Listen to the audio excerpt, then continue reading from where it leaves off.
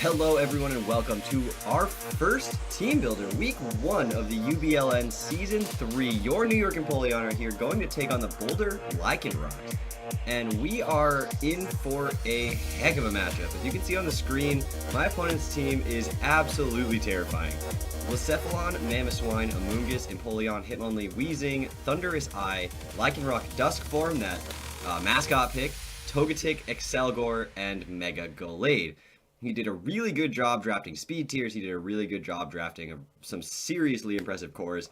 And of course, to start this off, we are starting off against our divisional opponent. So this one matters more than more than the other weeks for at the end of the season. This is who we are getting compared to if we are going to make the playoffs or not. So we're starting off hitting the ground running, and our team is going to have to prove itself. Now we have some interesting sets this week. I'm already starting off week 1 with some fun stuff. We are not running the Tapu Fini Gliscor. We're not running the Mega Beedrill week 1, so we'll see how all of this goes, and I'll explain kind of the reasoning behind those. It shouldn't be that hard to tell that Gliscor's matchup in this was not that great. Gliscor has some trouble with a lot of his Pokemon. Mamoswine, it really doesn't deal with Weezing at all. Thunderous walls it, and I'm expecting him to prepare for Gliscor a lot, which means getting a lot of ice coverage on stuff. So what I said is, okay, let's not really worry about Gliscor. Fini, I wanted to bring Fini, but Fini weakens Haxorus with its Misty Terrain, first off, and this week I think Haxorus puts in a lot of work.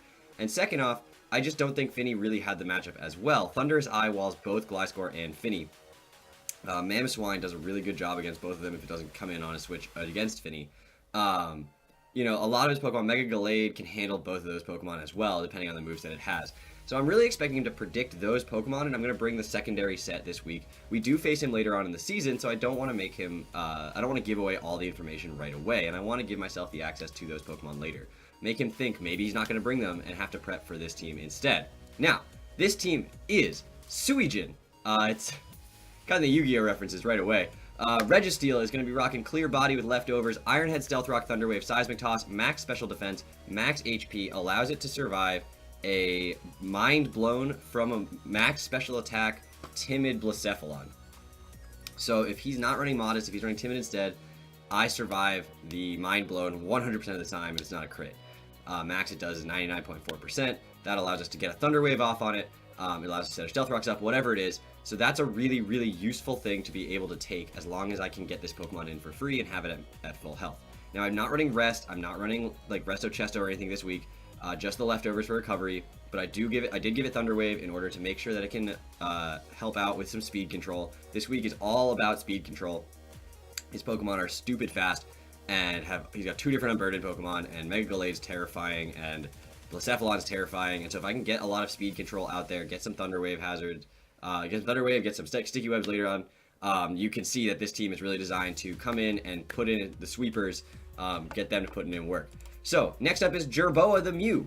Mew is based on a Jerboa, if you look up that animal, spelled exactly the way that it's spelled on there. It's kind of Mew-like. I thought it was super adorable, so I went with that nickname. This is also holding the leftovers. This is my sort of physical wall. Not really a wall, but Tailwind, Defog, Roost, and Psychic. Again, Tailwind is an alternate way of speed control. Allows me to make sure that I'm outspeeding a lot of threats. And Defog, because I really don't want rocks on my side of the field. He has a Selgor that can get him spikes. He has Weezing for Toxic Spikes. He has Empoleon for rocks, Mamoswine for rocks, Lycanroc for rocks. So he's got a lot of ways to stack hazards against me. I don't want to have him do that. So Defog is a really useful just little move there. I don't think I'm going to need Sticky Webs till mid-game, so I'm going to let him get his hazards up, kill off his hazard setters, and then Defog, and then set up Sticky Webs later. So Psychic hits his entire team. He does not have a Dark type, so that way, so this single coverage Mew is pretty solid as far as being able to get damage off and continue to do work. Now, 244 HP, 92 defense allows it to take both a knockoff and then a Shadow Sneak from a Mega Gallade, from a Jolly Mega Gallade. So I can take both those hits. I have it EV to where a Psychic is a 3-hit KO on it, so I can Psychic, then Tailwind, or Tailwind, then Psychic, potentially Tailwind, then Roost to stall out Shadow Sneaks and stuff, where Knockoff won't do more than 50% after I don't have an item. So, and I can also survive a knockoff from from an Adamant Gallade as well with that EV spread. Now, 156 speed and a timid nature allows me to outspeed everything on his team that is below base 100. So that is up through Hitmonlee, which is base 87 as the fastest.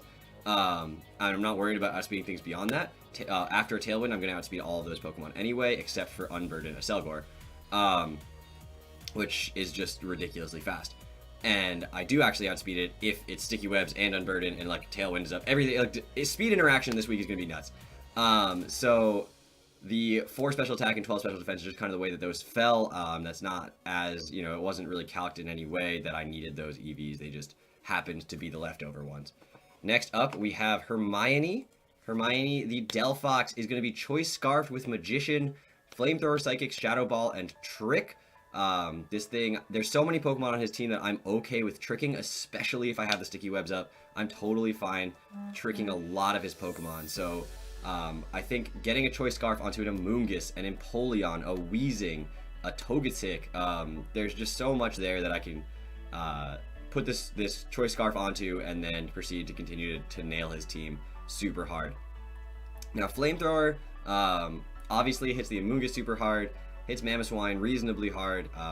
It's not really the best coverage move, but it's a solid move that I think Delphox needs this week. Psychic, again, he doesn't have a Dark type, so Psychic hits everything on his team. And Shadow Ball really is for the Blacephalon. I think the EVs here are a little bit more self-explanatory. Just like Mew, I designed this to outspeed a Hitmonlee even after I lose my Choice Scarf, as long as Hitmonlee's not Unburdened. And then I also, with the Scarf, outspeed everything on his team except for, again, Unburdened stuff. So that speed was necessary. I went with a Modest Nature max special attack because I wanted to make sure that I was hitting as hard as I possibly could. And with this EV spread, I have a good chance to OHKO Blacephalon after Stealth Rocks.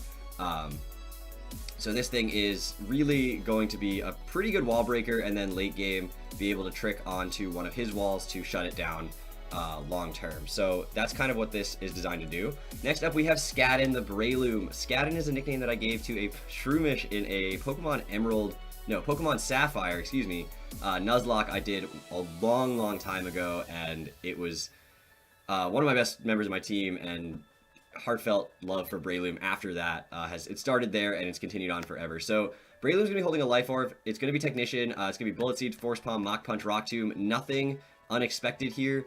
Max Attack, Adamant, 228 speed allows it to outspeed everything except a Selgor after Sticky Web. So this Pokemon is designed not to come in until late game and then be able to outspeed everything after a Sticky Web. The other thing is if Blacephalon goes down, this thing can be a great revenge killer with Mach Punch. Life Orb Mach Punch does so much work against this team. It OHKOs Lycanroc straight up. Doesn't need anything with the Life Orb. It OHKOs Mamoswine after Stealth Rocks. It has a solid chance to OHKO it without the Stealth Rocks. And if I am faster than the Pokemon, for instance Empoleon, I OHKO with Force Palm after Stealth Rocks. 75% of the time I OHKO it. Max HP, max defense, bold nature Empoleon after Stealth Rocks. Rock Tomb can OHKO a Togetic after Stealth Rocks. You can OHKO Blacephalon, Thundurus, Selgor. Bullet Seed can OHKO Hitmonlee. With just 2 hits, it OHKOs Hitmonlee straight up. And Bullet Seed with 3 hits can OHKO Mega Gallade. So this thing can come in late game as long as I have the Sticky Webs up and just absolutely wreck his team. If I can get a really good chance to get my Galvantula in and get those Sticky Webs up, this thing is going to tear through his team. So this is kind of a backup sweeper for Kurth Naga, our Goldoa Dragon this week, which is going to be Haxorus rocking the Dragonium Z, Mold Breaker, Dragon Claw, Earthquake, Poison Jab, and Dragon Dance. So Dragon Dance, I don't expect, the Dragonium Z is for Dragon Claw, not for Dragon Dance. However, it's possible that he is going to try to lower my stats somehow, some way. I don't know with what, but if it happens, I can use Dragonium Z to reset them on that Dragon Dance. So that is a really useful little tech, but I don't expect it to be the way that I'm going to go this week. Its EV spread is actually exactly the same as Breloom's, despite the reasons being different. Speed at 228 speed allows to outspeed everything on his team, including a Selgor after Sticky Webs. And additionally outspeed just about everything on his team except for max speed Jolly Hitmonlee that this would otherwise outspeed. So that's a really useful speed tier, but max attack Adamant was obviously the reason that I was going with this thing this week. And is honestly the reason that I'm not going with Finny this week. Worth noting that if I can get a Dragon Dance up on this thing, I outspeed everything on his team, and then can proceed to kill basically everything on his team. Earthquake with this Mold Breaker, Oko's Wheezing at +1. Devastating Drake, Oko's max HP, max defense, Bold Amoonguss. If it's Stealth Rocks, guaranteed. If not, at +1, it's a 94% chance to Oko. Poison Jab, Oko's Togetic after Stealth Rocks, Dragon Claw without any boost. Well, with a +1, but without any, without being Dragonium Z. Oko's Thunderous. Earthquake, Oko's Empoleon at +1. Dragon Claw, Oko's Acelgor at +1. So this thing can come in and absolutely wreck if I can get that Dragon Dance up. And there are some Pokemon that I think I can get that Dragon Dance up against. Amoonguss comes to mind if something else is already asleep. Empoleon really doesn't want to touch this thing. Ice Beam's not going to do that much. It will do a chunk, but it's not going to kill. Wheezing, as long as he doesn't have Will-O-Wisp, is fine. Thunderous is a decent Pokemon that I can set that up against. Lycanroc's not going to Oko me. So there's a lot of options for me to be able to set that up and then go in and proceed to just kill things on his team. Now, the last Pokemon on our team is Spider. Choice Specs, Sticky Web, Volt Switch, Thunder, and Bug Buzz. Yes, Choice Specs Sticky Web is coming week 1 of the UBLN, guys. We are here, ready to do this. 2v2 speed, 2v2 special attack, and 4 special defense. It looks standard, but that's really because his Blacephalon is base 107 speed, and I'm base 108 speed and need to outspeed that. So this outspeeds Blacephalon every time, as long as, you know, he doesn't have a Choice Scarf. And then otherwise is just designed to be max special attack. Now, max special attack, the reason I needed Choice Specs is because Thunder misses a couple of Okos, and Volt Switch will do so much more damage to his team. If I can get rid of Amoonguss, Mamoswine, then Volt Switch is going to do so much work. Bug Buzz was just kind of a 4th move. I didn't really need grass coverage this week with Energy Ball or Giga Drain. Bug Buzz does more to Mega Gallade, or does a decent chunk to Mega Gallade. And yeah, so that was really there for Mamoswine, and that was about it. Mamoswine and Amoonguss. Everything else does not like taking electric type attacks on his team, and so getting those Choice Specs fast Volt Switches off. My goal is to potentially lead with Galvantula, force a switch into what he's going to go with his Defogger, and immediately Volt Switch out.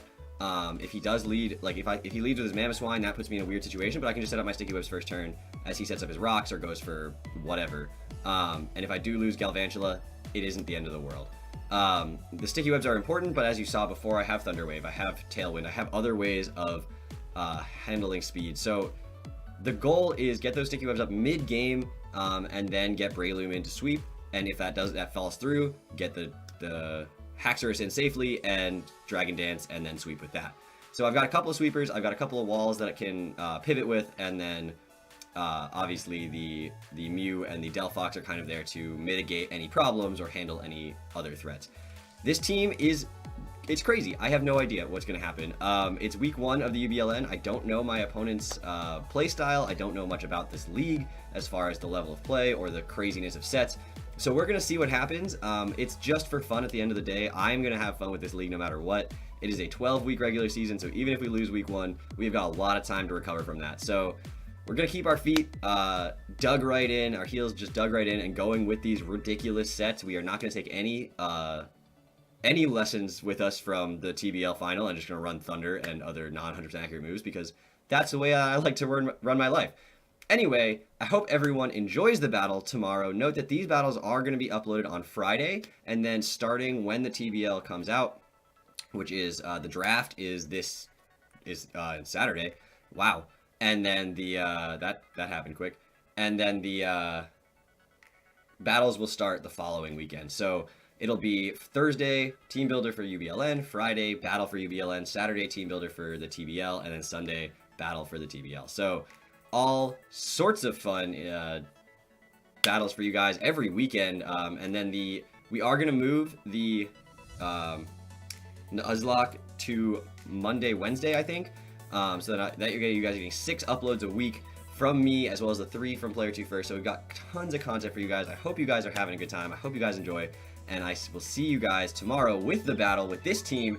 We'll see how it goes. I'm excited. I hope you guys are excited. And your New York Empoleons are going to try to take on the UBLN and win it this season. Hope everyone stays well. Bye-bye.